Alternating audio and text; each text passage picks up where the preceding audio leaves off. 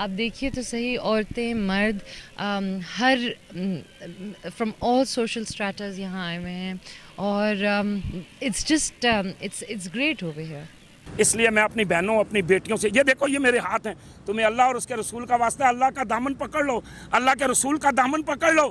کامیاب ہونا چاہتی ہو تو اللہ کے نبی کی سیرت کو پکڑ لو، پھر کامیاب ہو، تمہارا نام ہوگا پوری دنیا. دیکھیں مائیں پوری کائنات بنا کے جنت کہاں رکھ دی؟ ماں کے قدموں میں. وہ اتنی بڑی جنت بنایا جس کا آپ تصور ہی نہیں کر سکتے کہ ایک ایک جنت، ایک ایک محل، اور جناب شہد کی نہریں، دودھ کی نہریں، اور جناب اللہ پاک وہ نعمتیں دیں گے. تو وہ جناب آپ ایک ہی کام ہے، بس اللہ کو راضی کر لیں، نبی کے طریقے پہ چل جائیں، کامیابی ہے. پردہ ہماری زینت ہے جی. یہ جو عورت مارچ ہوا ہے جس میں ان کا ایک نعرہ تھا میرا جسم میری مرضی، اس کے حوالے سے کیا کہتے ہیں آپ؟ اعوذ باللہ من الشیطان الرجیم، بسم اللہ الرحمن الرحیم. جی یہ غلط تھا جی. عورتوں کے جو حقوق ہمارے پیارے نبی حضرت محمد صلی اللہ علیہ وسلم نے جو کالی کملی والے نے دیے ہیں نا جی، وہ اتنے ہیں کہ جس کی انتہائی کوئی نہیں ہے. دیکھیں اللہ تبارک و تعالیٰ نے عورت کو بہت بڑا رتبہ دیا جی. اللہ تعالیٰ نے عورت کو بہت بڑا مقام دیا ہے. قرآن کی آیتیں بھری ہوئی ہیں عورتوں کے ان عزتوں اور عظمتوں کے. آپ دیکھیں قرآن پاک میں آتا ہے کہ آپ حج اور عمرے پہ جاتے ہیں تو صفا اور مروہ میں دوڑنا پڑتا ہے.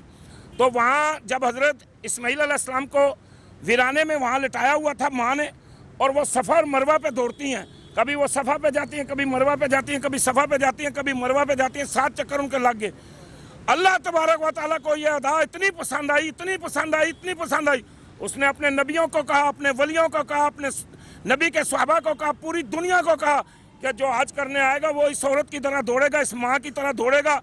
یہ جو حضرت اسماعیل علیہ السلام کی ماں ہے اور حضرت ابراہیم علیہ السلام کی بیوی ہے، اس طرح دوڑو گے تو میں حج قبول کروں گا، اس طرح دوڑو گے تو میں عمرہ قبول کروں گا. پھر میں آپ کو ایک قرآن کی شان بتاتا ہوں. قرآن کی ایک آیت ہے جس میں ایک عورت جاتی ہے نبی پاک صلی اللہ علیہ وسلم کے پاس، جا کے کہتی ہے یا رسول اللہ صلی اللہ علیہ وسلم میرے خامن نے اپنے اوپر مجھے حرام کر دیا ہے. تو نبی پاک صلی اللہ علیہ وسلم نے فرمایا پرانی شریعت پہلی شریعتوں کے مطابق تمہاری جو ہے نا وہ طلاق ہو گئی ہے. تو وہ کہتی ہے اللہ کے نبی آپ یہ فیصلہ نہ دیں، میں آپ کے آگے ہاتھ جوڑتی ہوں.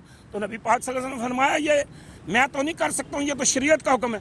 وہ کہتی ہے پھر جس نے شریعت بنوانے کا آرڈر دیا میں اس کے ساتھ بات کرتی ہوں. وہ سجدے میں چلی جاتی ہے، اللہ سے رابطہ کرتی ہے، اللہ کے آگے روتی ہے، گڑ گڑاتی ہے. اور پھر اللہ تبارک و تعالیٰ جبرائیل امین کو بھیجتے ہیں. جبرائیل امین آ کے کہتے ہیں السلام علیکم یا رسول اللہ. اللہ تعالیٰ نے فرمایا کہ ہم نے آپ دونوں کی گفتگو سن لی ہے اور ہم نے اس عورت کے حق میں فیصلہ دے دیا ہے. جو یہ کہہ رہی ہے وہ طلاق نہیں ہوئی ہے اور یہ جناب اپنے خامند کے ساتھ دوبارہ رجوع کر سکتی ہے، کیونکہ یہ اللہ نے گفتگو آپ دونوں کی سنی.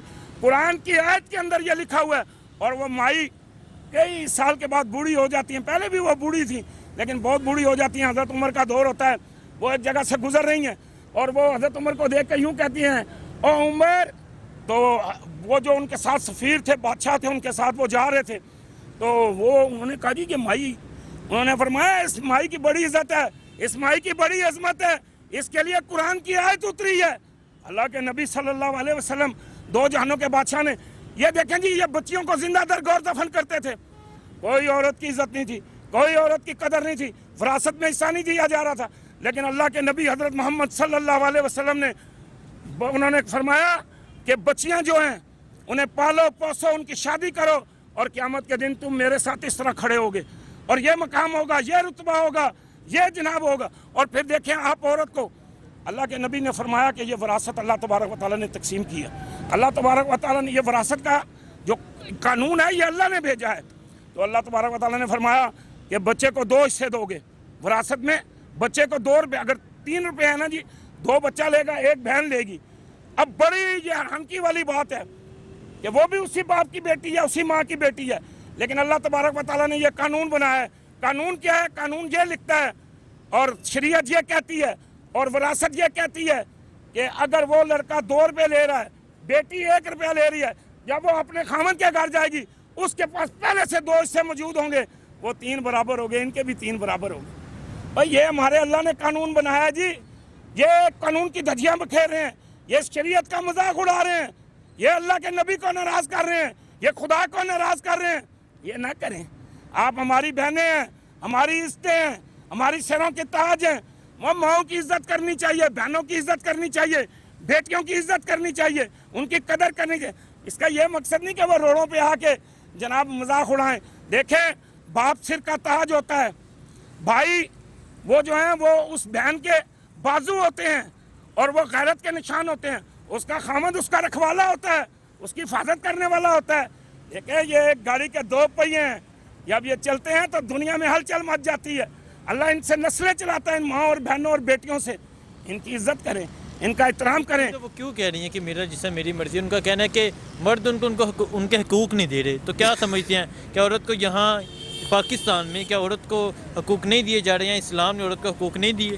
اور جی اسلام نے, اللہ کے نبی صلی اللہ علیہ وسلم اپنے گھر کا کام خود کرتے تھے.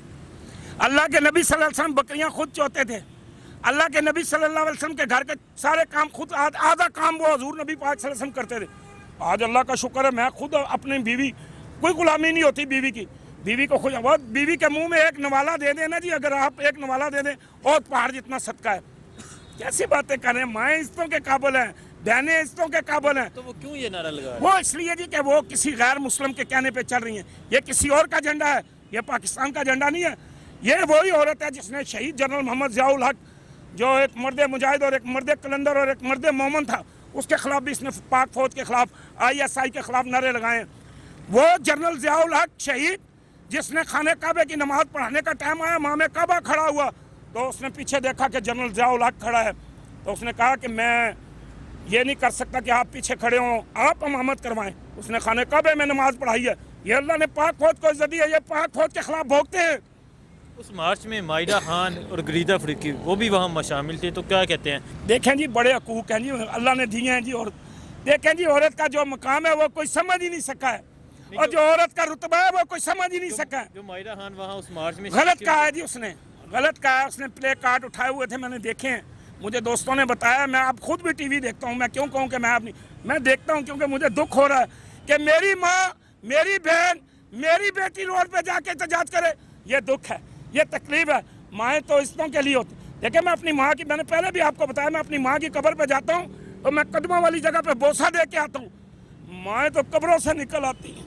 ماں تو کلیجے کی, میں آپ کو کیا بتاؤں جی, کلیجہ چھنی کر دیا میری بہنوں نے, میری بیٹیوں نے کلیجہ چھنی کر دیا, دکھ پہنچایا ہمیں. یہ کسی اور کا جھنڈا ہے, یہ پاکستان کا جھنڈا نہیں ہے. یہ فوج کے خلاف, ISI کے خلاف, یہ ملک کے خلاف, نبی پاک صلی اللہ علیہ وسلم کی سب سے پہلے نبی. دیکھیں ہماری کامیابی اللہ کے حکم اور نبی کے طریقے پہ ہے. اگر ہم اس کو چھوڑ دیں گے تو ہم ناکام ہو جائیں گے, ہم برباد ہو جائیں گے, ہمیں یہ بیماریاں گھیر لیں گی. دیکھیں ایڈز کی بیماریاں, دیکھیں یہ کہاں سے پیدا ہوئی ہیں, کس طرح پیدا ہوئی ہیں. یہ بتائیے جو عورتیں یہ کس سے زیادتی چاہتی ہیں؟ یہ تو میری سمجھ میں بھی نہیں آ رہا ہے. یہ اپنے باپ سے زیادتی چاہتی ہیں, اپنے بھائی سے زیادتی چاہتی ہیں؟ یہ تو میری سمجھ میں نہیں آتی ہے. پتہ نہیں ان کے باپ نے انہیں قید کر کے رکھا ہوا ہے, پتہ نہیں ان کے بھائیوں نے ان پہ پابندی لگائی ہوئی ہے, پتہ نہیں ان کے خامدوں نے ان کو بند کیا ہوا ہے. اگر بند کیا تو وہاں روڈوں پہ سڑکوں پہ بھائی کیا پتا وہ بیچاری آئی ہوں, کیونکہ وہ جو میں نے دیکھا ہے, اب میں ٹی وی دیکھتا ہوں نا, تو میں نے ٹی وی کے اندر اور وہ دیکھا ہے جو انٹرویو بیچارے صحافی لے رہے ہیں. جی آپ کہاں سے آئے ہیں؟ وہ کہتے ہیں جی پتہ ہی نہیں. کیوں آئی ہیں جی؟ پتہ نہیں. کس لے آندا جی؟ باجی اور لے آندا ہے جی. کیوں آئی ہو جی؟ پتہ ہی نہیں. بات تو یہ ہے نا جی, ان بیچاریوں کو پتہ ہی نہیں ہے. آپ اس سب کے حوالے سے کیا کہتے ہیں جو یہ ایک میڈیا پہ کافی شور مچا ہوا ہے, میرا جسم میری مرضی, اس کے وجہ سب کے یہ نہیں ہونا چاہیے جی. ہماری بہنیں قابل عزت ہیں, ہماری مائیں قابل عزت ہیں, ہماری بیٹیاں قابل عزت ہیں. وہ ہماری بیٹیاں جو ہیں وہ ہمارے سروں کا تاج ہیں جی. وہ مرد تاج ہوتا ہے, لیکن میں کہتا ہوں بہنیں اور یہ برکت. دیکھیں اللہ کے نبی نے فرمایا بیٹی رحمت ہے. بس اس بات کو آپ پکڑ. اور بچی جس گھر میں پیدا ہوتی ہے نا, وہاں اللہ تبارک و تعالیٰ پتہ ہے فرشتوں کو کیا حکم دیتا ہے کہ اے فرشتوں چلے جاؤ اور جا کے اس کا بازو باندھ جاؤ, اس کے گھر بیٹی پیدا ہوئی ہے. جو جس کے گھر بیٹی پیدا ہوتی ہے نا, اللہ تبارک و تعالیٰ فرشتوں کو بھیجتا ہے کہ جاؤ جا کے اس مرد کا بازو باندھ جاؤ, کیونکہ میں نے اس کے گھر میں رحمت اتار دی. رحمت ہے, برکت ہے, کرم ہے, فضل ہے, رحمت ہے. مائرہ خان وہ جو اس مارچ میں شریک تھی, اگر آپ کو معلوم ہو وہ مختلف فلموں میں کام کرتی رہی ہیں چھوٹے لباس پہن کے, ٹھیک ہے, اور وہ بھی اس مارچ میں شریک تھی عورتوں کے حقوق کے لیے. استغفر اللہ کرنی چاہیے جی, اللہ سے معافی مانگنی چاہیے, صرف سجدے میں رکھ کے اللہ سے ڈریں جی. دیکھیں 50 سال 60 سال 70 سال تک ہم جئیں گے, کتنا جی لیں گے, پھر بیماریاں لگ جائیں گی, پھر تکلیفیں آ جائیں گی, پھر غم آ جائیں گے, پھر پریشانی ہو جائے گی, پھر اللہ کی پکڑ آ جائے گی. اور پھر آخر میں جناب قبر میں جانا ہے, وہاں بھی عذاب بھگتنا پڑے گا. اس لیے میں اپنی بہنوں, اپنی بیٹیوں سے, یہ دیکھو یہ میرے ہاتھ ہیں, تمہیں اللہ اور اس کے رسول کا واسطہ, اللہ کا دامن پکڑ لو, اللہ کے رسول کا دامن پکڑ لو.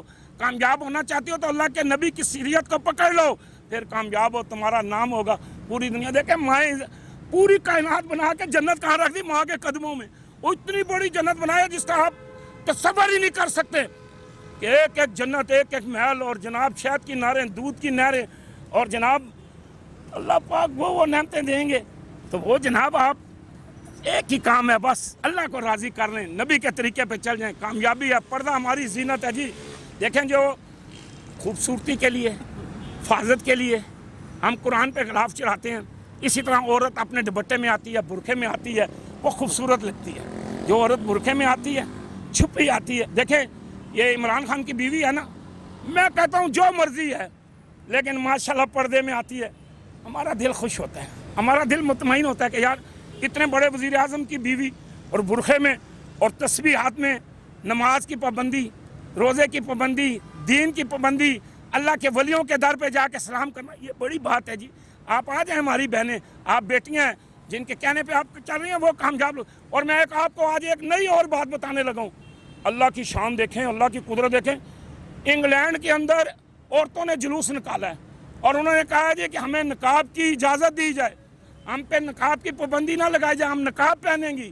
اور 1857 سے پہلے لندن میں, امریکہ میں, فرانس میں, اٹلی میں, جرمن میں, کینیڈا میں, دنیا کے تمام ملکوں میں برقعہ پہنا جاتا تھا, نقاب کیا جاتا تھا, پردہ کیا جاتا تھا. دیکھیں اس سے جلد کی حفاظت ہوتی ہے, اس سے جسم, کیونکہ نازک ہوتی ہیں یہ ہماری بہنیں بیٹیاں نازک ہوتی ہیں, یہ پھول ہوتے ہیں, یہ گلدستے ہیں.